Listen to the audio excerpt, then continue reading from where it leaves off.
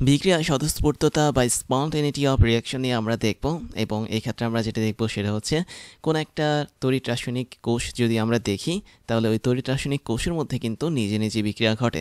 তো কোন সময়টাতে নিজে নিজে বিক্রিয়া ঘটে সেটার কিছু কন্ডিশন থাকে, কিছু শর্ত থাকে, সেটা নিয়ে আমরা জানবো। তো তার আগে আমি তোমাদেরকে একটা জিনিস দেখাই। তুমি দেখতে পাচ্ছ এখানে আমরা একটা মেটাল বা কপার ধাতু রেখেছি এবং তোমরা জানো যে কপার ধাতুর একটা সুন্দর বৈশিষ্ট্য থাকে। সেটা কি করে, দ্রবণে আমি যদি কোনো একটা কপার ধাতুকে রাখি এবং সেই দ্রবণটা যদি হয় কপারের কোনো একটা লবণের, তাহলে দ্রবণ থেকে Cu2+ যে আয়নগুলো আছে সেগুলো সরাসরি কপার ধাতুর মধ্যে চলে যায়। এটা কিন্তু অটোমেটিক ঘটে, বাইরে থেকে কোনো বিদ্যুৎ দিতে হয় না। এবং এক্ষেত্রে আমি দেখতে পাচ্ছি Cu2+ যেটা করে সেটা হচ্ছে কপারের এই তড়িৎদ্বার থেকে ইলেকট্রন গ্রহণ করে এবং সে একটা বিজারণ বিক্রিয়া ঘটায়। এবং একইভাবে আমি যদি অন্য কোনো একটা মেটালের কথা বলি, ধরা যাক এটা হচ্ছে জিঙ্কের ধাতু। তো জিঙ্ক ধাতুকে আমি যদি জিঙ্কের লবণে যোগ করি, জিঙ্কের লবণ মানে হচ্ছে ধরো ZnSO4, তাহলে এখানে আবার উল্টো ঘটনা ঘটে। এখানে হয় কি, জিঙ্কের যেই তড়িৎদ্বারটা আছে সেখান থেকে আমাদের জিঙ্ক ধাতুগুলোর আয়ন দ্রবণে চলে আসে। দ্যাট মিনস দ্রবণের মধ্যে Zn2+ চলে আসে এবং এই তড়িৎদ্বারটা তখন ঋণাত্মক চার্জে চার্জিত হয়। তো এই যে ঘটনাটা ঘটলো জিঙ্কের জন্য, এটাও কিন্তু একটা স্বতঃস্ফূর্ত ঘটনা বা স্পন্টেনিয়াস একটা ইভেন্ট। তো এই যে আমরা দুইটা বিপরীত ধর্মী স্পন্টেনিয়াস ইভেন্ট দেখতে পাচ্ছি, যার মধ্যে প্রথমে ঘটছে কি, দ্রবণে ছিল Cu2+, সেটা দুইটা ইলেকট্রন গ্রহণ করেছে ইলেকট্রনের কাছে গিয়ে এবং ফাইনালি সে কপার ধাতুতে কনভার্ট হয়েছে। এবং এই ঘটনাটা কিন্তু টোটালি একটা বিজারণের ঘটনা। আবার এখানে জিঙ্কের জন্য যেটা ঘটেছে সেটা হচ্ছে জিঙ্ক প্রথমে সলিড ছিল তড়িৎদ্বারের মধ্যে, তারপর সে দুইটা ইলেকট্রন ছেড়ে দিয়েছে। দ্যাট মিনস সে দুইটা ইলেকট্রন ছেড়ে দিয়ে Zn2+ আয়নে কনভার্ট হয়ে দ্রবণে চলে এসেছে। তাহলে এই ঘটনাটা কি ছিল, জারণ ছিল। তো এইগুলো কিন্তু আমরা অনেকবার দেখেছি। প্রথম ঘটনাটা ছিল হচ্ছে বিজারণ কপারের জন্য এবং দ্বিতীয় ঘটনাটা ছিল আমাদের হচ্ছে জারণ জিঙ্কের জন্য। তো কেন আমি এই দুটো জিনিস আবার দেখালাম, কারণ আমরা এই দুটো ঘটনাকে অবশ্যই স্বতঃস্ফূর্ত বলতে পারি বা স্পন্টেনিয়াস বলতে পারি, কেননা নিজে থেকে কিন্তু আমাদের এখানে ঘটনাগুলো ঘটছে। আর যখন আমরা এরকম একটা কি বলবো যে তড়িৎ রাসায়নিক কোষ তৈরি করি এই ধরনের দুইটা ইলেকট্রোডকে কাজে লাগিয়ে, তখন ওই তড়িৎ রাসায়নিক কোষেরও কিন্তু আলাদা একটা তড়িৎ বিভব থাকে। এবং এখানে দেখতে পাচ্ছ তড়িৎ বিভবের মানটা হচ্ছে কত, 0.46 ভোল্ট। কিসের জন্য তড়িৎ বিভব এসেছে, আমাদের প্রথম দ্রবণটার মধ্যে ছিল কপারের একটা লবণ, দ্যাট মিনস কপার নাইট্রেট, ওর সাথে আমি একটা কপারের তড়িৎদ্বারকে যুক্ত করেছি। দ্বিতীয় দ্রবণের মধ্যে আমি দেখতে পাচ্ছি সিলভারের একটা ধাতু আছে এবং সিলভার নাইট্রেট একটা লবণ আছে। তো যখন আমরা পাশাপাশি এরকম দুইটা ভিন্ন ধর্মী তড়িৎদ্বারকে যুক্ত করব, তখন তাদের মধ্যেও কিন্তু একটা তড়িৎ বিভব তৈরি হয়। এবং কেন এই তড়িৎ বিভবটা তৈরি হয়, কারণ এখানে কিছু বিক্রিয়া ঘটে। দ্যাট মিনস সক্রিয়তা সিরিজে তোমরা জানো কপার হচ্ছে উপরে থাকে এবং সিলভার হচ্ছে নিচে থাকে। তো এই ঘটনার জন্য কপারটা তখন অ্যানোড হিসেবে কাজ করবে, সিলভারটা তখন ক্যাথোড হিসেবে কাজ করবে। তাহলে কপার হচ্ছে আমাদের অ্যানোড এবং সিলভার হচ্ছে আমাদের ক্যাথোড। তাহলে অ্যানোড আর ক্যাথোড হিসেবে কাজ করার পর তারা নিজেদের মধ্যে একটা স্পন্টেনিয়াস রিয়াকশন ঘটায় বা স্বতঃস্ফূর্তভাবে তারা বিক্রিয়া ঘটায়। এবং এই বিক্রিয়া ঘটানোর ফলে আমাদের কপার ইলেকট্রোড যেটা সেটা হচ্ছে ইলেকট্রন সাপ্লাই করে এবং সিলভারের যে ইলেকট্রোড যেটা সেটা হচ্ছে ইলেকট্রন গ্রহণ করে। এবং সিলভারের ইলেকট্রোড একটা কারেন্ট সাপ্লাই করে ইলেকট্রনের বিপরীত দিকে এবং কপারের যে ইলেকট্রোডটা সেটা হচ্ছে এই কারেন্ট বা তড়িৎটাকে গ্রহণ করে। তো এই যে এখানে স্বতঃস্ফূর্তভাবে নিচ থেকে একটা বিদ্যুৎ তৈরি হচ্ছে বা ভোল্টেজ তৈরি হচ্ছে, এই ঘটনাটি হচ্ছে কোনো একটা বিক্রিয়ার স্বতঃস্ফূর্ততা। এবং এই স্বতঃস্ফূর্ততা ঘটার মেইন যে কারণটা, সেই কারণ নিয়ে আমরা এখন দেখব। তো সেটার জন্য আমরা আরেকটা নতুন স্লাইড নিই। আমরা কিন্তু অলরেডি জানি একটা জিনিস সম্পর্কে, সেটা হচ্ছে ই অফ সেল সম্পর্কে জানি বা কোষ বিভব সম্পর্কে জানি। যদি কখনো কোষ বিভবের মান শূন্যের চেয়ে বেশি হয়, তাহলে আমরা এটাকে মার্ক করে রাখতে পারি ওই বিক্রিয়াটা হচ্ছে একটা স্বতঃস্ফূর্ত বিক্রিয়া। তার মানে ওই বিক্রিয়াটা বা রিয়াকশনটা হচ্ছে ঘটবে। জাস্ট এটার উপর ভিত্তি করে আমরা এখন অনেকগুলো কনসেপ্ট দাঁড় করাবো। তাহলে রিয়াকশন কখন স্বতঃস্ফূর্ত হবে, যখন কোনো একটা তড়িৎ রাসায়নিক কোষের তড়িৎ বিভবটার মান ধনাত্মক হবে। আবার তোমরা তড়িৎ রাসায়নিক কোষের তড়িৎ বিভব বের করার একটা সিস্টেম জানো, তাই না? সিস্টেমটা কি ছিল, ই অফ সেল, এটার একটা মান ছিল। কিভাবে লিখতাম, আমরা উপরে এ দিতাম তারপর সি দিতাম। তার মানে প্রথম অংশে বসতো আমাদের অ্যানোডে যে জারণ হচ্ছে সেই জারণ বিভবটা, তার মানে অ্যানোডের অক্সিডেশন বা জারণ বিভবের মান, এবং তারপরে বসতো ক্যাথোডের বিজারণ বিভব বা ক্যাথোডের রিয়াকশন এর মান। তো এই যে জারণ বিভব এবং বিজারণ বিভব, এদেরকে আমি যদি আরেকটু মডিফাই করি তাহলে দেখো তো আমরা এটা কীভাবে লিখতে পারি কিনা। আমি যদি অ্যানোডের জারণ বিভব ধরি এবং আমি যদি ক্যাথোডেরও জারণ বিভব ধরি তাহলে ওই জারণ বিভবের আগে একটা মাইনাস চলে আসবে। তাহলে আলটিমেটলি এখানে যে প্লাস ছিল এই প্লাস আর মাইনাস পরবর্তীতে গুণ হয়ে মাইনাস হয়ে যাবে। তো এরকম একটা সূত্র আমরা দেখেছিলাম। যদি আমরা অ্যানোডের জারণ বিভব থেকে ক্যাথোডের জারণ বিভবকে বাদ দিই তাহলে আমরা কি পাবো? অবশ্যই ওই টোটাল তড়িৎ রাসায়নিক কোষের কোষ বিভব পাবো বা ই সেল পাবো। তুমি দেখতে পাচ্ছ আগের ছবিতে আমরা আমাদের কোষ বিভব পেয়েছি হচ্ছে কত? সিলভার এবং কপারের একটা তড়িৎ দ্বারে মানে 0.46 পেয়েছি। দ্যাট মিনস এটা হচ্ছে সিলভার এবং কপারের একটা তড়িৎ রাসায়নিক কোষ। তো এই তড়িৎ রাসায়নিক কোষের ই অফ সেল হচ্ছে 0.46 ভোল্ট। এবং আমরা এখানে বলেছিলাম যে ই অফ সেল এর মানটা 0 চেয়ে বড় হতে হবে। এর মানে কি? এর মানে আমি লিখতে পারি E of O X of A that means অ্যানোডের জারণ বিভব minus E of O X of C that means ক্যাথোডের জারণ বিভব। এটার মানটা অবশ্যই 0 চেয়ে বড় হতে হবে। যেহেতু ই সেল এটার মান 0 চেয়ে বড় হলে আমাদের বিক্রিয়া তো স্বতঃস্ফূর্তভাবে হবে বা নিজে নিজে হবে বা বাইরে থেকে কোনো ইলেকট্রিসিটি দিতে হবে না। তার মানে এই কন্ডিশনটাও কি আমাদের সেম কন্ডিশন। তাহলে দেখো তো আমি যদি E of O X of A এটাকে ওই পাশে নিয়ে যাই এবং আরেক পাশে যদি E of O X of সিকে রাখি তাহলে এটা হচ্ছে আমাদের ফাইনাল কন্ডিশন। এবং এই ফাইনাল কন্ডিশনের জন্যই আমাদের কোনো একটা তড়িৎ রাসায়নিক কোষে বিক্রিয়া ঘটবে। তো এই কন্ডিশনটার দিকে একটু টাকা আমি এটাকে আবার লিখে রাখছি। তার মানে এই কন্ডিশনের জন্য আমাদের কোনো একটা কোষে নিজে নিজে বিক্রিয়া ঘটবে বা তড়িৎ প্রবাহ হবে। রিয়াকশন হবে মানে কি? মানে হচ্ছে এই যে আমাদের আগের ছবিতে দেখতে পাচ্ছ ভোল্টমিটারের মধ্যে একটা নির্দিষ্ট ভোল্টেজ তৈরি হয়েছে। এই ভোল্টেজ তৈরি হওয়াটাকে বলা হয় বিক্রিয়ার স্বতঃস্ফূর্ততা। তার মানে বিক্রিয়ার স্বতঃস্ফূর্ততার জন্য আমাদের কোনো একটা তড়িৎ রাসায়নিক কোষে পজিটিভ ভোল্টেজ তৈরি হয় বা পজিটিভ বিভব তৈরি হয়। তাহলে পজিটিভ বিভব তৈরি হওয়ার আরেকটা শর্ত হচ্ছে কি? ওই তড়িৎ রাসায়নিক কোষের অ্যানোডের মধ্যে যে জারণ বিভব থাকে এবং ক্যাথোডের মধ্যে যে জারণ বিভব থাকে তাদের মধ্যে অ্যানোডের জারণ বিভবের মান বেশি হতে হবে, ক্যাথোডের জারণ বিভবের মান কম হতে হবে। তাহলে এটা হচ্ছে কি? অবশ্যই বেশি, আর এটা হচ্ছে কি? অবশ্যই কম, তাই না? তো তাই যদি হয় আমরা এখান থেকে আরেকটা সূত্র অ্যাপ্লাই করি। খেয়াল করে দেখো, আমরা কিন্তু চাইলে এই সূত্রটাকে একটু অন্যভাবে লিখতে পারি। কীভাবে লিখতে পারি?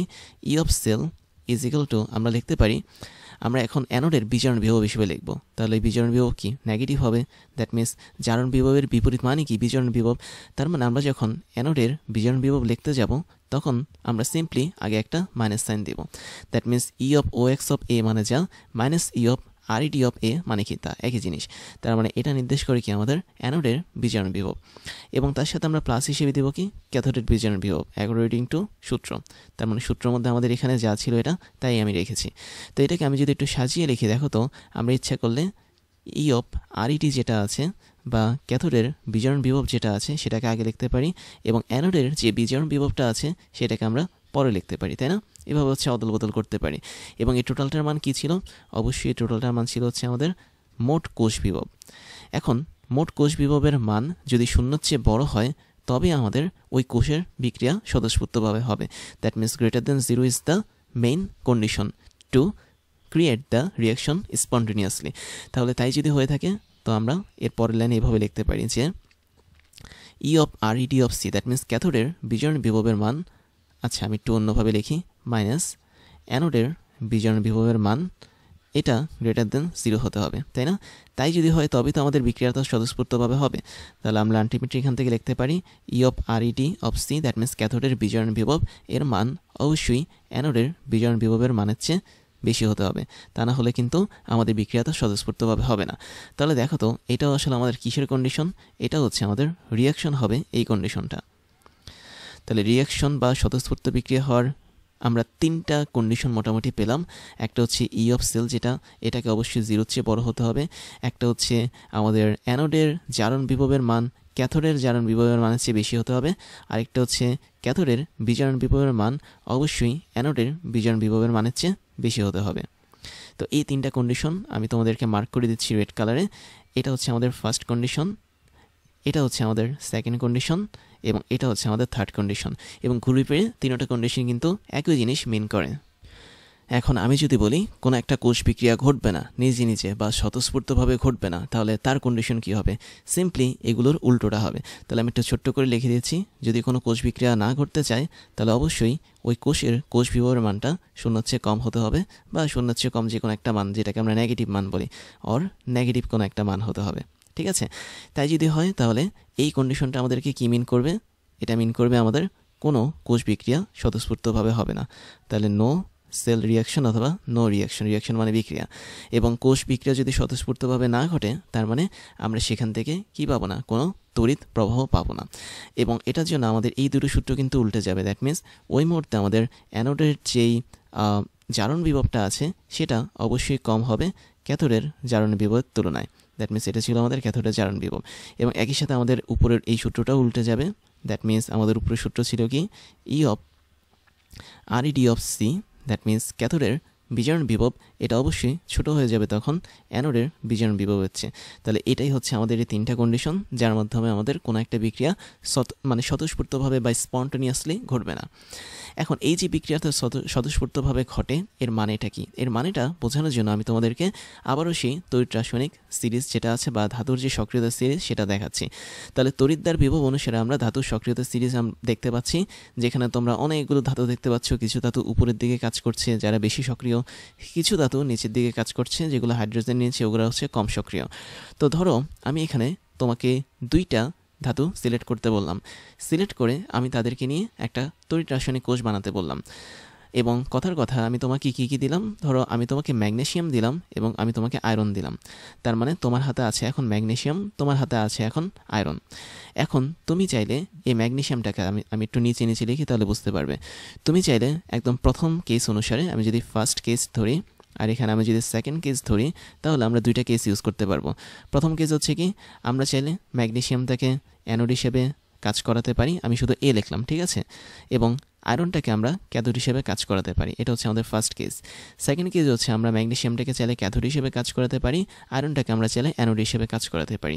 তো এই দুইটা ওয়েতে আমরা যখন কাজ করাবো তখন আমরা দেখব আমাদের প্রথম ক্ষেত্রে কোষ বিক্রিয়া ঘটবে কি ঘটবে না, এবং দ্বিতীয় ক্ষেত্রে আমাদের কোষ বিক্রিয়াটা ঘটবে কি ঘটবে না।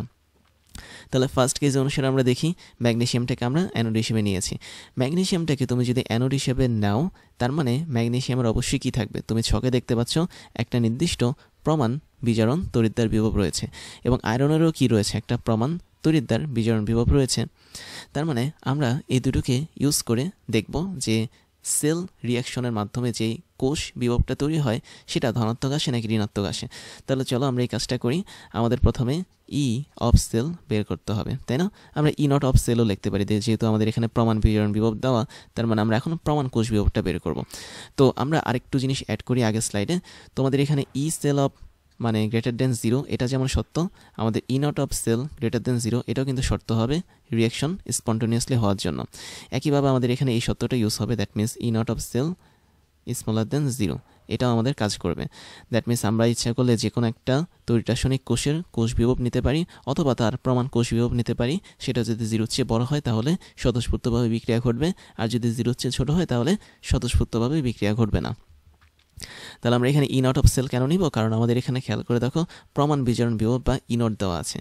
তো তাই যদি হয়ে থাকে আমরা সূত্র শিখেছিলাম, সূত্র অনুসারে আমরা বের করে দেখি, দেখো কি হয়। সূত্র অনুসারে আমরা বলেছিলাম যে প্রথমে আমরা কাকে নিব, অ্যানোডকে নিব ম্যাগনেসিয়াম হিসেবে।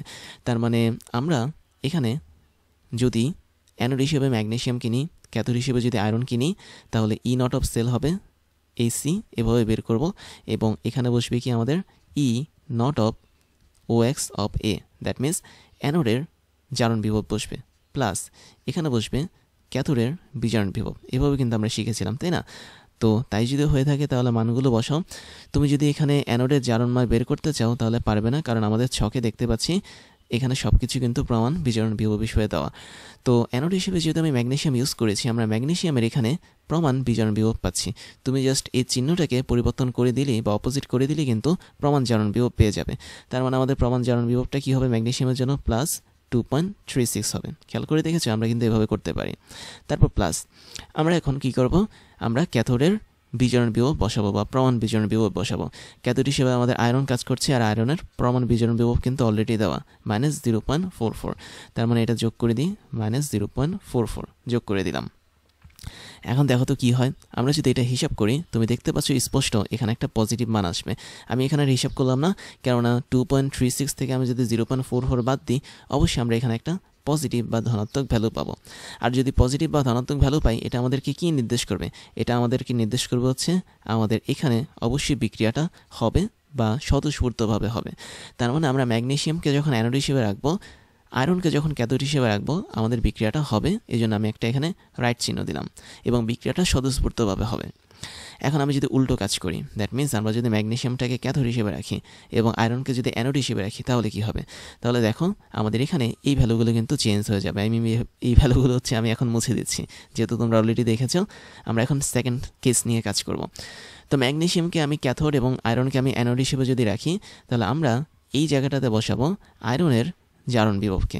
বাট আমি এখানে দেখতে পাচ্ছি আমাদের ছকে আয়রনের প্রমাণ বিজারণ বিভব দেওয়া, তাহলে ওর প্রমাণ জারণ বিভব কী হবে? সিম্পলি চিহ্ন পরিবর্তন হবে, তার মানে এটা হবে +0.44। তারপর এখানে প্লাস দিলাম। আমরা এখন ক্যাথোডের বিজারণ বিভব বসাবো। ক্যাথোড হিসেবে যেহেতু এখন ম্যাগনেসিয়াম কাজ করছে, তো ম্যাগনেসিয়ামের প্রমাণ বিজারণ বিভব অলরেডি কিন্তু দেওয়া -2.36, তাহলে এখানে বসিয়ে দিই -2.36 ভোল্ট। তাই যদি বসে তাহলে দেখো এখানে 0.44 থেকে আমরা আসলে বিয়োগ করতে যাচ্ছি 2.36কে। আর তুমি যদি 0.44 থেকে 2.36 বিয়োগ করো, অবশ্যই এখানে একটা নেগেটিভ ভ্যালু পাবে, এবং এই নেগেটিভ ভ্যালুটা তাহলে কি মিন করবে? এই ভ্যালুটা মিন করবে আমাদের এই জায়গাটাতে কোনো স্বতঃস্ফূর্ত বিক্রিয়া হবে না, তার মানে নো রিয়াকশন ইজ হ্যাপেন্ড। তাই যদি হয় তাহলে আমরা এখানে একটা ক্রস দিতে পারি। তো এই সিদ্ধান্ত থেকে আমরা কি বুঝলাম? আমরা বুঝলাম সক্রিয়তা সিরিজে যে সমস্ত ধাতুগুলো উপরে থাকে, যেমন ম্যাগনেসিয়াম উপরে এবং আয়রন নিচে কিন্তু ম্যাগনেসিয়ামের সাপেক্ষে, তখন আমরা উপরের ধাতুটাকে যদি অ্যানোড হিসেবে ধরি, নিচের ধাতুটাকে যদি ক্যাথোড হিসেবে বসাই, তাহলে আমাদের বিক্রিয়াটা কিন্তু স্বতঃস্ফূর্তভাবে হচ্ছে। বাট উপরের ধাতুটাকে আমি যদি ক্যাথোড হিসেবে বসাই, নিচের ধাতুটাকে যদি অ্যানোড হিসেবে বসাই, তাহলে কিন্তু আমাদের বিক্রিয়াটা আর স্বতঃস্ফূর্তভাবে হচ্ছে না। তো এই কথাটা খুবই ইম্পর্ট্যান্ট। তো তোমরা মনে রাখবে, সক্রিয়তা সিরিজে উপরে যে ধাতুটা আসে তাকে অবশ্যই এবং অবশ্যই অ্যানোড হিসেবে বসাতে হবে যদি তুমি বিক্রিয়া ঘটাতে চাও, এবং নিচের ধাতুটাকে অবশ্যই ক্যাথোড হিসেবে বসাতে হবে যদি তুমি বিক্রিয়া ঘটাতে চাও। তাহলে এই কেসটাই আমাদের কি নির্দেশ করে? বিক্রিয়া স্বতঃস্ফূর্ততা নির্দেশ করে। তাহলে ই নট অফ সেল অথবা ই অফ সেল অথবা কোষ বিভব অথবা তড়িৎ রাসায়নিক কোষের বিভব যাই বলি না কেন, তার মান যদি নেগেটিভ আসে কখনোই আমাদের বিক্রিয়াটা নিজে নিজে হবে না, এবং যদি পজিটিভ আসে তাহলে বিক্রিয়াটা নিজে নিজে হবে। এবার আমি এই সমস্ত ধাতুর বিচারণ এবং জারণ ক্ষমতা নিয়ে একটু কথা বলবো, তাহলে তোমাদের আরেকটু বিষয় ক্লিয়ার হয়ে যাবে। যেমন এখানে দেখতে পাচ্ছ আমাদের ধাতুর সক্রিয়তা সিরিজ, এবং মাঝখানে আমি এখানে হাইড্রোজেনকে একটা লেবেলিং করেছি। দ্যাট মিনস হাইড্রোজেনের উপরের ধাতুগুলো মোটামুটি বেশি সক্রিয় বা বেশি অ্যাক্টিভ, এবং নিচের ধাতুগুলো হচ্ছে কম সক্রিয় বা কম অ্যাক্টিভ। এবং উপরের দিকে আমি যতই যাব, খেয়াল করে দেখো আমাদের এখানে কিন্তু একটা স্ট্যান্ডার্ড পটেনশিয়াল দেওয়া আছে বা প্রমাণ তড়িৎ বিভব দেওয়া আছে বা তড়িৎদ্বার বিভব দেওয়া আছে, এবং এই তড়িৎদ্বার বিভবটা সবসময় বিভিন্ন ছকে যেভাবে দেওয়া হয় সেটা হচ্ছে প্রমাণ বিজারণ বিভব হিসেবে দেওয়া হয়। এই জিনিসটা তোমাদের একটু মনে রাখতে হবে। আমি একটু লিখে দিই। তোমরা যত ইন্টারনেটে বলি বা বইতে বলি যে ছকটা পাবে, সেই ছকের মধ্যে তোমাদের যে প্রমাণ তড়িৎদ্বার বিভবটা দেওয়া, সেটা অবশ্যই প্রমাণ বিজারণ বিভব হিসেবে দেওয়া। তার মানে আমরা এখানে কখনোই প্রমাণ জারণ বিভব পাবো না। আমি যদি আগের ছকটাও দেখাই, খেয়াল করে দেখো এখানে কিন্তু প্রমাণ বিজারণ তড়িৎদ্বার বিভব হিসেবে সেটা দেওয়া আছে। তাই যদি হয়ে থাকে তাহলে এটাই হচ্ছে কি আমাদের প্রমাণ বিজারণ বিভব। এখন প্রমাণ বিজারণ বিভব আর প্রমাণ জারণ বিভব এটার সম্পর্কে তোমরা মোটামুটি কিন্তু জানো, আমি তোমাদেরকে বলেছিলাম। তাহলে প্রমাণ বিজারণ বিভব এবং আমি যদি বলি প্রমাণ জারণ বিভব, দুইটা আমি পাশাপাশি লিখি। প্রমাণ জারণ বিভব, এদের মধ্যে যার মানটা বেশি হবে আমাদের ধাতুটা সেই বিক্রিয়াটাই করবে। দ্যাট মিনস যদি আমাদের প্রমাণ বিজারণ বিভবের মানটা বেশি হয় কোনো একটা ধাতুর, এবং অন্য কোনো একটা ধাতু যদি প্রমাণ মানে কি বলবো একসাথে বলি, ধরো কথার কথা আমি যে কোনো একটা ধাতু নিলাম, ধরো আমি ম্যাগনেসিয়াম নিলাম। এখন ম্যাগনেসিয়ামের জন্য অবশ্যই কি দেখতে পাচ্ছি, প্রমাণ বিজারণ বিভবের মানটা হচ্ছে কম, যেহেতু এটা নেগেটিভ। তার মানে প্রমাণ জারণ বিভবের মান কি হবে? তার উল্টোটা হবে। আমি একটু লিখি, দেখো আমি যদি ম্যাগনেসিয়ামের জন্য লিখি, ম্যাগনেসিয়ামের জন্য আমাদের ছক অনুসারে প্রমাণ বিজারণ বিভবের মানটা কত দেওয়া? -2.372। তাহলে লিখে ফেলি -2.372 ভোল্ট। তাহলে আমরা প্রমাণ জারণ বিভব কীভাবে বের করব? সিম্পলি তার আগে চিহ্নটা চেঞ্জ করে দিব। তো এটা ছিল মাইনাস, মাইনাসটাকে আমি চেঞ্জ করে প্লাস বানাবো, তারপর 2.372 ভোল্ট লিখব। তার মানে কোনো একটা নির্দিষ্ট পদার্থের বা নির্দিষ্ট ধাতুর প্রমাণ জারণ বিভবের মান যা, প্রমাণ বিজারণ বিভবের মান তা, বাট আগের চিহ্নটা পরিবর্তন হবে। তা এখন দেখো তো ম্যাগনেসিয়ামের জন্য তুমি যদি এই দুটোকে কম্পেয়ার করো, তাহলে দেখতে পাচ্ছ ম্যাগনেসিয়ামের কিন্তু প্রমাণ জারণ বিভবের মানটা অনেক বেশি, কেননা এটা কিন্তু পজিটিভ 2.something। আর ম্যাগনেসিয়ামের জন্য প্রমাণ বিজারণ বিভবের মানটা কিন্তু কম, কেননা এই ক্ষেত্রে এটা হচ্ছে কি -2.something। তার মানে যে জিনিসটার প্রমাণ জারণ বিভবের মান বেশি এবং প্রমাণ বিজারণ বিভবের মানটা কম, তার মানে ওই জিনিসটা সত্যিকার অর্থে আসলে জারণ বিক্রিয়া ঘটাবে। তার মানে আমি বলতে পারি এখানকার যে ম্যাগনেসিয়ামটা এটা সত্যিকার অর্থে যে কাহিনী ঘটাবে তড়িৎ রাসায়নিক কোষে সেটা হচ্ছে জারণ ঘটাবে। আই থিঙ্ক এখন তোমরা ক্লিয়ার। তার মানে সে হচ্ছে জারণ বিক্রিয়া ঘটানোর জন্য আগ্রহী। ওকে, আমি একটু ঠিক মতো লিখি, জারণ বিক্রিয়া। আবার খেয়াল করে দেখো তো, আমি যদি হাইড্রোজেনের নিচে যে কোনো একটা ধাতুকে নিই, ধরো কপারের কথাটা বলি, কপারকে যদি নিই তাহলে ওর জন্য কী হয় দেখো। তো আমি কপারের জন্য প্রমাণ বিজারণ বিভব এবং প্রমাণ জারণ বিভবের মানটা লিখি। তাহলে আমরা কপারের জন্য প্রথমে লিখব হচ্ছে প্রমাণ বিজারণ বিভব এবং পাশাপাশি লিখব আমি প্রমাণ জারণ বিভব। এটা কিন্তু হাইড্রোজেনের নিচের ঘটনা। তো সেক্ষেত্রে আমি মানগুলো একটু বসিয়ে দেখছি যে কপারের জন্য প্রমাণ বিজারণ বিভব অ্যাকর্ডিং টু দিস চার্ট 0.3419 দেওয়া, তাহলে এটা হচ্ছে 0.3419 ভোল্ট হিসেবে দেওয়া। তো প্রমাণ জারণ বিভব যা পাবো সেটা কি, অবশ্যই প্রমাণ বিজারণ বিভবের উল্টো মান হবে, দ্যাট মিনস নেগেটিভ হবে। তাহলে নেগেটিভ 0.3419 ভোল্ট হবে। তাই যদি হয়, এবার তুমি কম্পেয়ার করো, তুমি দেখতে পাচ্ছ কপারের জন্য প্রমাণ বিজারণ বিভবের মান কিন্তু বেশি, যেহেতু সেটা পজিটিভ মানে দেওয়া, বাট প্রমাণ জারণ বিভবের মান যেটা সেটা কিন্তু কম, যেহেতু সেটা নেগেটিভ মানে দেওয়া, মানে নেগেটিভ হিসেবে বের হয়েছে। তো এখান থেকে আমি কি সিদ্ধান্ত নিতে পারি? এখান থেকে আমি সিদ্ধান্ত নিতে পারি কপারের যেহেতু প্রমাণ বিজারণ বিভবের মান বেশি, তার মানে কপার সত্যিকার অর্থে যে বিক্রিয়াটা ঘটায় সেটা হচ্ছে বিজারণ বিক্রিয়া ঘটায়। তার মানে কপার এখানে বিজারণ বিক্রিয়া ঘটানোর জন্য বেশি আগ্রহী। আর সক্রিয়তা সিরিজে হাইড্রোজেনের উপর যে কোনো একটা ধাতু ম্যাগনেসিয়াম নিয়েছি, ম্যাগনেসিয়াম হচ্ছে জারণ বিক্রিয়া ঘটানোর জন্য বেশি আগ্রহী। তাহলে একটা বিষয় আমরা এখান থেকে ক্লিয়ার হলাম, হাইড্রোজেন এর উপরে যতগুলো ধাতু থাকে, দ্যাট মিনস এখান থেকে মানে লিথিয়াম থেকে শুরু করে একদম লিড পর্যন্ত, খেয়াল করে দেখো একদম লিথিয়াম থেকে শুরু করে লিড, আমি কিভাবে আঁকি এটা, আমি এখানে অন্য কালার ইউজ করব, আমি একটু হাইলাইটার ইউজ করি তাহলে বুঝতে পারবে।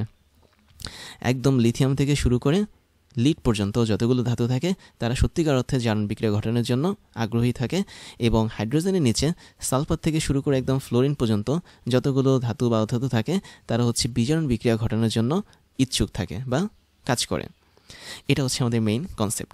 তার মানে আমরা হাইড্রোজেনের উপরে যে ধাতুগুলো পাচ্ছি এরা যেহেতু জারণ বিক্রিয়া ঘটাবে, তার মানে এদেরকে অবশ্যই আমরা সবসময় অ্যানোড হিসেবে কাজে লাগাবো।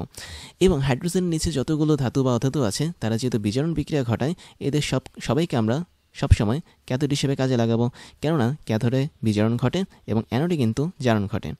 আর যদি আমরা এই প্রসেসটা মেনটেন করতে পারি তাহলে আমাদের বিক্রিয়াগুলো স্বতঃস্ফূর্ত হবে বা ই অফ সেল বা কোষ বিভবের মান পজিটিভ হবে। তার মানে তুমি যদি হাইড্রোজেনের উপরে ধাতুগুলোকে অ্যানোড হিসেবে কাজ করাও, নিচের ধাতুগুলোকে বা অধাতুগুলোকে যদি ক্যাথোড হিসেবে কাজ করাও, তাহলে অবশ্যই তোমার ই অফ সেল বা কোষ বিভব অথবা প্রমাণ কোষ বিভব বা ই নট অফ সেল এর মানটা সবসময় পজিটিভ আসবে। আর যদি এর উল্টোটা ঘটাও তাহলে কিন্তু সেটা হয়ে যাবে নেগেটিভ। তার মানে তুমি যদি উপরের ধাতু বা সক্রিয় ধাতুগুলোকে ক্যাথোড হিসেবে বসাও, নিচের কম সক্রিয় ধাতুগুলোকে যদি অ্যানোড হিসেবে বসাও, তাহলে আমাদের ই নট অফ সেল অথবা ই অফ সেলটা হয়ে যাবে নেগেটিভ এবং বিক্রিয়াটা তখন আর স্বতঃস্ফূর্তভাবে হবে না। এই হচ্ছে আমাদের মেইন কনসেপ্ট, যেটা তোমাদের সব সময় মনে রাখতে হবে। এবং তুমি যতই উপরে যেতে থাকবে তুমি দেখতে পাচ্ছ তাদের কিন্তু বিজারণ বিভবের মানটা কমছে, তার মানে জারণ বিভবের মানটা বাড়ে। আবার তুমি যতই নিচে যেতে থাকবা তাহলে দেখবা তাদের কিন্তু বিজারণ বিভবের মান বাড়ছে বা জারণ বিভবের মানটা কমছে। এবং একই সাথে আমি যদি হাইড্রোজেনের কথাটা বাদ দিয়ে যে কোনো দুইটা ধাতুকে ধরি, কথার কথা আমি এখানে কি ধরলাম, আমি এখানে আয়রন 3 এবং সিলভার ধরলাম, ধরো এই দুটো ধাতুকে ধরলাম, খেয়াল করে দেখো সিম্পলি আমি এই দুটো ধাতুর কথা ধরলাম, এবং এই দুটো ধাতুকে নিয়ে আমরা কি করব, একটা তড়িৎ রাসায়নিক কোষ বানাবো। তখনও কিন্তু উপরে যেটা থাকবে সেটাকে আমরা অ্যানোড হিসেবে কাজে লাগাবো এবং নিচে যেটা থাকবে সেটাকে আমরা ক্যাথোড হিসেবে কাজে লাগাবো। তার মানে আয়রন 3 এবং সিলভার, এদের মধ্যে আয়রনের অবস্থান যেহেতু উপরে, তার মানে এটাকে আমরা অ্যানোড হিসেবে রাখবো, সিলভারের অবস্থান যেহেতু নিচে, এটাকে আমরা ক্যাথোড হিসেবে রাখবো। তখন আমাদের কোষ বিক্রিয়াটা স্বতঃস্ফূর্তভাবে হবে, আদারওয়াইজ আমাদের কোষ বিক্রিয়া হবে না। কোষ বিক্রিয়া স্বতঃস্ফূর্তভাবে হওয়া মানে কি, সেই কোষের মধ্যে বিদ্যুৎ প্রবাহিত হবে এবং সেই কোষ থেকে আমরা নির্দিষ্ট পরিমাণ তড়িৎচালক বল পাবো বা ইএমএফ পাবো। তারপর আমরা এই ক্লাসের সবচেয়ে ইম্পর্টেন্ট পার্টটা দেখব, সেটা হচ্ছে কোন পাত্রে আমরা কী ধরনের দ্রবণ রাখবো সেটা। তাহলে দেখো আমাদের বিভিন্ন ধরনের পাত্র থাকে, যেমন আমি একটা কপার পাত্র তোমাকে দেখাচ্ছি, তারপর একটা জিঙ্কের তৈরি পাত্র দেখাচ্ছি। এই সমস্ত পাত্রের মধ্যে না আমরা মাঝে মধ্যে বিভিন্ন ধরনের দ্রবণ রাখতে পারি। কিছু দ্রবণ রাখলে পাত্রটার কোনো ক্ষয় হয় না বা ক্ষতি হয় না, আবার কিছু টাইপের দ্রবণ আছে যাদেরকে রাখলে পাত্রটা ছিদ্র হয়ে যাবে, ক্ষয় হয়ে যায়। যেমন এটা হচ্ছে আমাদের কপারের দ্রবণ, এটা হচ্ছে আমাদের জিঙ্কের দ্রবণ। যেমন আমি তোমাদেরকে একটা ছোট্ট উদাহরণ দিচ্ছি, আমরা কপারের তৈরি পাত্রের মধ্যে জিঙ্কের তৈরি কোনো একটা দ্রবণ রাখতে পারবো কিনা, এটা একটা কোশ্চেন। আবার জিঙ্কের তৈরি পাত্রের মধ্যে আমরা কপারের তৈরি কোনো একটা দ্রবণ বা কপার সালফেট রাখতে পারবো কিনা, এটা আরেকটা কোশ্চেন। তো আমরা এখন দেখবো যে এগুলো বের করার সিস্টেম কি। সিস্টেমটা হচ্ছে একদমই সহজ। তুমি যেহেতু পাত্র হিসেবে কোনো একটা ধাতুকে ইউজ করছো, সবসময় মনে রাখবে ওই পাত্রটাকে আমরা অ্যানোড হিসেবে ধরবো। এটা আমাদের কম্পালসারি মনে রাখতেই হবে। তাহলে তুমি যে পাত্রটাকে ইউজ করেছো তুমি সেটাকে অ্যানোড হিসেবে ধরবে। আর তুমি যে দ্রবণটাকে নিয়েছো, দ্রবণের মধ্যে যে ধাতুটা আছে সেই ধাতুটাকে তুমি তখন ক্যাথোড হিসেবে কল্পনা করবে। তাহলে তোমার অ্যান্সারটা হয়ে যাবে। এবং আমরা জানি যে একটা তড়িৎ রাসায়নিক কোষ তৈরি হয় ক্যাথোড এবং অ্যানোড দিয়ে, যেখানে আমাদের অ্যানোডটা বেশিরভাগ সময় ক্ষয় হয় এবং ক্যাথোডটা কী হয়, পুরো হতে থাকে, তাই না? তো এই কনসেপ্টটা তোমরা মনে রাখলেই হবে। তাহলে আমাদের এখন টার্গেটটা হচ্ছে কি, আমরা দেখব যে কোনো একটা পাত্র যদি ধাতুর তৈরি হয় এবং তার মধ্যে আমি যদি দ্রবণকে রাখি, কোনো একটা অন্য ধাতুর লবণ বা দ্রবণকে, তখন তাদের মধ্যে তড়িৎ রাসায়নিক বিক্রিয়া ঘটে কিনা, তার মানে স্বতঃস্ফূর্তভাবে তড়িৎ রাসায়নিক বিক্রিয়া ঘটে কিনা। তো এই স্বতঃস্ফূর্তভাবে বিক্রিয়া ঘটার মেইন শর্তটা কী ছিল, তোমাদের হয়তো মনে আছে যে ই অফ সেল এর মানটা 0-র চেয়ে বড় হতে হবে, তাই না? যদি কখনো কোনো একটা তড়িৎ রাসায়নিক কোষের মধ্যে কোষ বিভব বা ই অফ সেল 0-র চেয়ে বড় হয়, এর মানে হচ্ছে তার মধ্যে থাকা সমস্ত কেমিক্যাল কম্পোনেন্টগুলো স্বতঃস্ফূর্তভাবে রিয়াকশন করবে বা রাসায়নিক বিক্রিয়া ঘটবে। এবং মনে রাখো, যখন তোমার কোনো একটা এরকম তড়িৎ রাসায়নিক কোষের মধ্যে রিয়াকশন বা বিক্রিয়া ঘটে, তখন কিন্তু আমাদের অ্যানোডটা অবশ্যই ক্ষয়প্রাপ্ত হবে। তার মানে ই সেল যদি 0-র চেয়ে বড় হয়, তাহলে সেই সময়টাতে আমি বলতে পারি আমাদের যে অ্যানোডটা আছে সেটা নষ্ট হয়ে যাবে বা ড্যামেজ হয়ে যাবে বা ক্ষয় হয়ে যাবে এক কথায়। কিন্তু যদি এর বিপরীত ঘটনা ঘটে, দ্যাট মিনস কোনো একটা তড়িৎ রাসায়নিক কোষে যদি আমাদের ই অফ সেল হিসাব করে আমরা পাই 0-র চেয়ে ছোটো হয়েছে বা নেগেটিভ হয়েছে, এর মানে কি, মানে হচ্ছে আমাদের ওই তড়িৎ রাসায়নিক কোষে বিক্রিয়াটা স্বতঃস্ফূর্তভাবে হয়নি। তার মানে আমাদের এই জায়গাটাতে নো রিয়াকশন বা কোনো রিয়াকশন বা বিক্রিয়া তৈরি হয়নি। আর যদি রিয়াকশন বা বিক্রিয়া না হয়, ওই সময় আমরা বলতে পারি আমাদের অ্যানোডটা যেমন ছিল তেমনই থাকবে, অ্যানোডটা ড্যামেজ হবে না। তার মানে আমাদের অ্যানোডটা একদম ঠিক থাকবে বা অ্যানোডের মধ্যে কোনো ড্যামেজ হবে না, তার মানে রাইট থাকবে, সঠিক থাকবে, মানে অ্যানোডটার ক্ষয় হবে না। তো এই দুটো কনসেপ্টটা আমরা এখন বুঝলাম। তার মানে আমাদেরকে অবশ্যই এমন একটা পাত্র সিলেক্ট করতে হবে যে পাত্রটা অ্যানোড হিসেবে কাজ করছে এবং যে পাত্রটা ক্ষয় হবে না। তাহলে দেখো তো আমাদের কোন পাত্রে কোন দ্রবণ রাখা যাবে সেটার জন্য মেইন শর্তটা তাহলে কি, মেইন শর্তটা হচ্ছে আমাদের এই সেকেন্ড কন্ডিশন, ফার্স্ট কন্ডিশন কিন্তু না। ফার্স্ট কন্ডিশন অনুসারে আমরা দেখতে পাচ্ছি ই অফ সেল হচ্ছে পজিটিভ বা 0-র চেয়ে বড়, তার মানে এখানে কোষ বিক্রিয়া স্বতঃস্ফূর্তভাবে ঘটবে। আর কোষ বিক্রিয়া স্বতঃস্ফূর্তভাবে ঘটলে কিন্তু অ্যানোড ক্ষয় হয়ে যাবে। আর অ্যানোড কী ছিল, আমাদের ওই পাত্র ছিল, দ্যাট মিনস কপারের পাত্র বা জিঙ্কের পাত্র। তার মানে আমাদের এমনভাবে সেট আপ করতে হবে দ্রবণকে এবং পাত্রটার মেটালকে বা ধাতুটাকে, যাতে ওভারঅল কোষ বিক্রিয়ার ইএমএফটা আসে নেগেটিভ বা 0-র চেয়ে ছোটো। এবং এটার জন্য কী করতে হয়, তার জন্য আমরা একটু সক্রিয়তা সিরিজ দেখে ফেলি। তোমরা সক্রিয়তা সিরিজে জানো যে আমরা যখন একটা তড়িৎ রাসায়নিক কোষ তৈরি করি, তখন উপরের দিকে থাকা ধাতুগুলোকে আমরা অ্যানোড হিসেবে কাজে লাগাই আর নিচের দিকে থাকা ধাতুগুলোকে আমরা ক্যাথোড হিসেবে কাজে লাগাই। যেমন আমি তোমাকে জিঙ্ক আর কপারের কথা বলি, কপারের অবস্থান হচ্ছে নিচে এবং জিঙ্কের অবস্থানটা হচ্ছে কি উপরে। তার মানে এটা শিওর যে আমি যদি এখান থেকে একটা তড়িৎ রাসায়নিক কোষ তৈরি করতে চাই, তাহলে জিঙ্কটাকে আমাদের অ্যানোড হিসেবে রাখতে হবে এবং কপারটাকে আমাদের ক্যাথোড হিসেবে রাখতে হবে। এটা নিয়ে কোনো দুশ্চিন্তা নেই। এবং তুমি যখন জিঙ্ককে অ্যানোড হিসেবে রাখবে, কপারকে ক্যাথোড হিসেবে রাখবে, তখন কিন্তু তোমার ই অফ সেল যেটা, এটা কিন্তু ধনাত্মক হবে বা 0-র চেয়ে বড় হবে। কেন? কারণ সেখানে স্বতঃস্ফূর্তভাবে রাসায়নিক বিক্রিয়া ঘটবে এবং স্বতঃস্ফূর্তভাবে যদি রাসায়নিক বিক্রিয়া ঘটে, তাহলে অ্যানোড ক্ষয়প্রাপ্ত হবে। অ্যানোড কোনটা? অ্যানোড হচ্ছে আমাদের এই কপার। তার মানে এই কপারটা তখন ড্যামেজ হওয়া শুরু করবে, তাই না? কপার যদি ড্যামেজ হয় এবং আমরা যদি কপারের তৈরি কোনো একটা পাত্র বানাই, তার মানে কি ওই পাত্রটা ড্যামেজ হওয়া শুরু করবে না? তাহলে বুঝতে পারছো, আমরা এমন কোনো পাত্র বানাবো না যেখানে জিঙ্ক এবং কপারের মধ্যে কপারটা পাত্র হিসেবে থাকবে।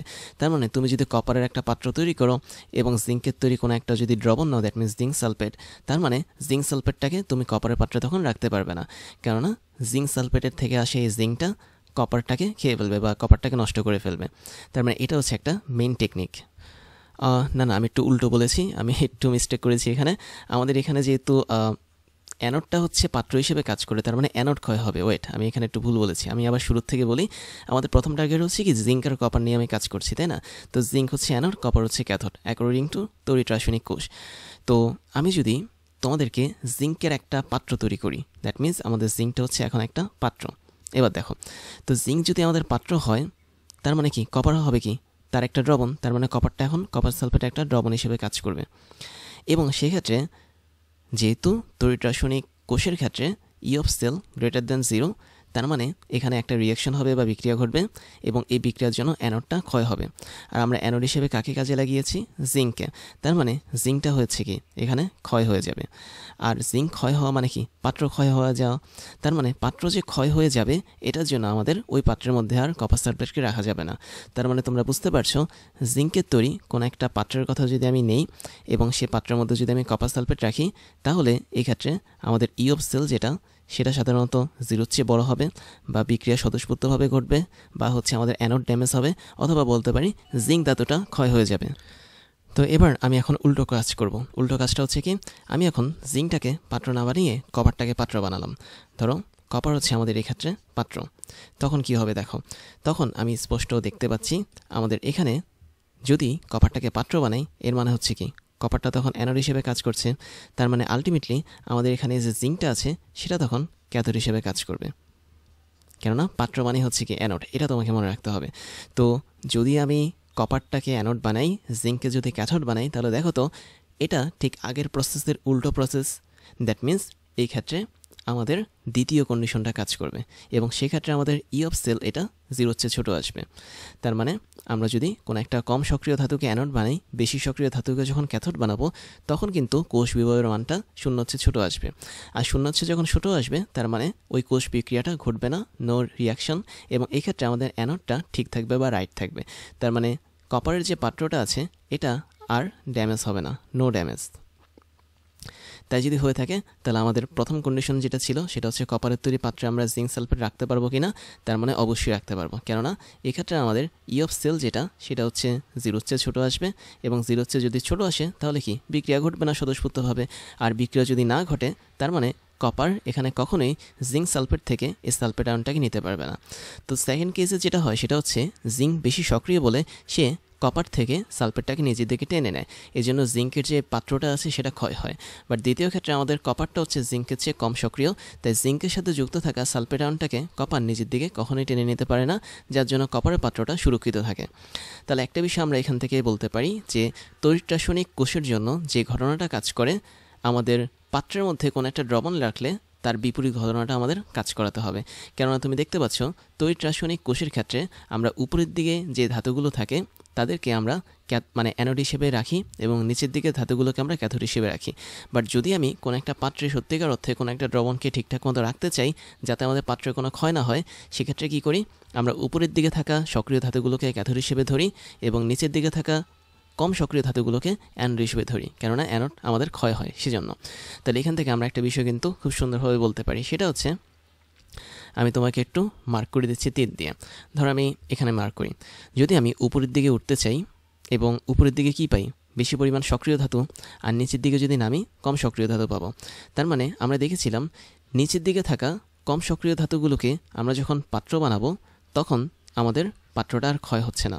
তার মানে আমরা সবসময় সক্রিয়তা সিরিজে বা ধাতুর সক্রিয়তা সিরিজের ক্ষেত্রে পাত্র হিসেবে বানাবো নিচের দিকে থাকা ধাতুগুলোকে, আর উপরের দিকে থাকা ধাতুগুলো যেগুলো আছে ওগুলোর দ্রবণ বা লবণকে আমরা ওই পাত্রে তখন রাখতে পারবো। বাট উল্টো ঘটনাটা যদি ঘটাই, দ্যাট মিনস আমরা এখানে দেখতে পাচ্ছি যে এই ঘটনাটা কিসের জন্য প্রযোজ্য, এই ঘটনাটা হচ্ছে আমরা ওই পাত্রের মধ্যে দ্রবণটাকে রাখতে পারবো, ওই জন্য প্রযোজ্য। বাট আমি যদি উল্টো কেস ঘটাই, ধরো উপরের দিকে যেই ধাতুগুলো আছে আমি সেই ধাতুগুলোকে এখন পাত্র বানালাম, তার মানে আমি একটু লিখি, তাহলে বুঝতে পারবে। উপরের দিকে থাকা ধাতুগুলো এখন আমাদের পাত্র হয়েছে, আর নিচের দিকে থাকা কম সক্রিয় ধাতুগুলোর দ্রবণ বা লবণ আমি ওই পাত্রের মধ্যে রাখলাম। তখন কি হবে? জাস্ট উল্টো ঘটনা ঘটবে। দ্যাট মিন্স এক্ষেত্রে আমাদের ওই পাত্রটা ক্ষয় হতে থাকবে, তার মানে আমাদের ওই পাত্রের মধ্যে এই দ্রবণগুলো রাখা যাবে না। এই জন্য আমি বলতে পারি কপার এর তৈরি পাত্রের মধ্যে আমরা জিঙ্ক সালফেট দ্রবণকে রাখতে পারবো, বাট জিঙ্কের তৈরি পাত্রের মধ্যে আমরা কপার সালফেটকে রাখতে পারবো না। তাহলে সহজ কথায় যে সমস্ত ধাতুগুলোর মধ্যে আমরা এই তুলনাটা করব, সে সমস্ত ধাতুগুলোর মধ্যে যারা বেশি সক্রিয় তাদেরকে আমরা কখনোই পাত্র বানাবো না, যারা কম সক্রিয় তাদেরকে পাত্র বানাবো। তাহলে এই লাইনটাও তোমরা মনে রাখতে পারো যে মোর অ্যাক্টিভ যে সমস্ত মেটাল আছে, দ্যাট মিন্স খুবই অ্যাক্টিভ বা সক্রিয় ধাতু, আমরা এদেরকে কখনোই পাত্র বানাবো না, আমরা এদের দ্রবণ নেব অথবা লবণ নেব। বাট যারা হচ্ছে লেস অ্যাক্টিভ বা কম সক্রিয়, যেমন নিচের দিকে যে ধাতুগুলো আছে বা মেটালগুলো আছে, এদেরকে, আচ্ছা আমি অ্যাকশন লিখে ফেলছি কী জন্য, এটা অ্যাক্টিভ হবে, এদেরকে আমরা কি ইউজ করব? পাত্র হিসেবে ইউজ করব। তো এই কনসেপ্টটা সবসময় মনে রাখতে হবে যে কোনো পাত্র এবং দ্রবণের কেসের জন্য। কিন্তু আমরা যখন ম্যাথমেটিক্যাল প্রবলেমগুলো সলভ করব তখন কিভাবে করব? তখন অবশ্যই ই অফ সেল এটাকে বের করে করব। আমরা দেখব ই অফ সেলের মানটা পজিটিভ আসছে নাকি নেগেটিভ আসছে। যদি পজিটিভ আসে তাহলে আমি বলবো কি ওই পাত্রের মধ্যে ওই দ্রবণ রাখা যাবে না, আর যদি নেগেটিভ আসে তাহলে বলবো কি হ্যাঁ ওই পাত্রের মধ্যে আমরা ওই দ্রবণকে রাখতে পারবো। তো এরকম আমি লাস্ট একটা এক্সাম্পল দিই তোমাদেরকে। ধরো আমি আমার ইচ্ছা মতো যে কোনো দুইটা ধাতু নিলাম, ধরো টিন এবং লিড, এই দুটো ধাতু নিলাম। এটাকে কিন্তু লেড বলে না, এটাকে লিড বলে। তাহলে টিন এবং লিড এই দুটোর মধ্যে আমি দেখতে পাচ্ছি সবার উপরে আছে কি টিন, নিচে আছে কি লিড। তার মানে উপরে যেহেতু টিন আছে, আমরা তড়িৎ রাসায়নিক সিরিজ অনুসারে বা বলা যায় তড়িৎ রাসায়নিক কোষ তৈরি করার জন্য টিনটাকে রাখতাম হচ্ছে অ্যানোড হিসাবে, বাট লিডটাকে রাখতাম হচ্ছে কি ক্যাথোড হিসেবে, তাই না? বাট যখন আমি পাত্র এবং দ্রবণের কথায় চলে আসব তখন জিনিসটাকে আমি উল্টে দিব। তখন আমি এই টিনটাকে বানিয়ে ফেলবো আমার ক্যাথোড এবং লিডটাকে আমি বানিয়ে ফেলবো অ্যানোড। কেননা অ্যানোড হচ্ছে কি পাত্র, এবং পাত্র ক্ষয় হতে পারে বা অ্যানোড ক্ষয় হয়। অ্যানোড কিন্তু অল টাইম ক্ষয় হয়, ক্যাথোড ক্ষয় কি পুরো হয়, তাই না? তো অ্যানোড যেহেতু ক্ষয় হয় তার মানে পাত্রটাও ক্ষয় হবে। এজন্য পাত্রটাকে আমরা নিচের কম সক্রিয় ধাতুর মাধ্যমে তৈরি করব। তার মানে এখানে লিড হবে আমাদের অ্যানোড বা পাত্র এবং টিন হবে আমাদের ক্যাথোড। তাই আমি বলতে পারি আমরা লিডের তৈরি একটা পাত্রের মধ্যে সহজেই টিনের তৈরি কোনো একটা লবণকে রাখতে পারবো বা টিনের দ্রবণকে রাখতে পারবো, বাট আমরা টিনের তৈরি কোনো একটা পাত্রের মধ্যে কখনোই লিডের তৈরি কোনো একটা দ্রবণকে রাখতে পারবো না। তো এটাই হচ্ছে আমাদের এখানকার মূল বিষয়। আবার আমি যদি তোমাদেরকে তিনটা ধাতুর মাধ্যমে আরেকটা ছোট্ট এক্সাম্পল দেখে তাহলে আরও ক্লিয়ার হয়ে যাবে। ধরো আমি পরপর তিনটা ধাতু নিলাম, অ্যালুমিনিয়াম নিলাম, ম্যাঙ্গানিজ নিলাম, জিঙ্ক নিলাম। তাহলে আমি যদি বলি অ্যালুমিনিয়াম আর ম্যাঙ্গানিজের মধ্যে কোনটা পাত্র হবে কোনটা দ্রবণ হবে, তাহলে তুমি বলতে পারবে ম্যাঙ্গানিজটা আমাদের এই ক্ষেত্রে পাত্র হবে এবং অ্যালুমিনিয়ামের কোনো একটা দ্রবণ আমরা এখানে ইউজ করবো, ধরা যাক অ্যালুমিনিয়াম সালফেট অথবা অ্যালুমিনিয়াম নাইট্রেট। বাট যদি আমি ম্যাঙ্গানিজ এবং জিঙ্কের মধ্যে পার্থক্য করি তাহলে আমি বলতে পারি আমাদের জিঙ্ক হবে তখন পাত্র এবং ম্যাঙ্গানিজের কোনো একটা দ্রবণ ইউজ করতে হবে তখন। এবং তুমি যদি অ্যালুমিনিয়াম এবং জিঙ্কের মধ্যে তফাৎটা ধরো তাহলে অ্যালুমিনিয়াম হচ্ছে উপরে আছে, তাই অ্যালুমিনিয়ামের দ্রবণ আমরা ইউজ করব জিঙ্কের তৈরি পাত্রের মধ্যে। তো এইভাবে আমরা আসলে ডিফারেন্সিয়েট করব। দ্যাট মিন্স যেই ধাতুটা সক্রিয়তা সিরিজের নিচে থাকবে সেটা সবসময় পাত্র হবে, এবং যে ধাতুটা উপরে থাকবে আমরা ওই ধাতুর লবণ অথবা দ্রবণটাকে ওই পাত্রের মধ্যে সহজে রাখতে পারবো, যেখানে আমাদের পাত্র কোনো ক্ষয় হবে না।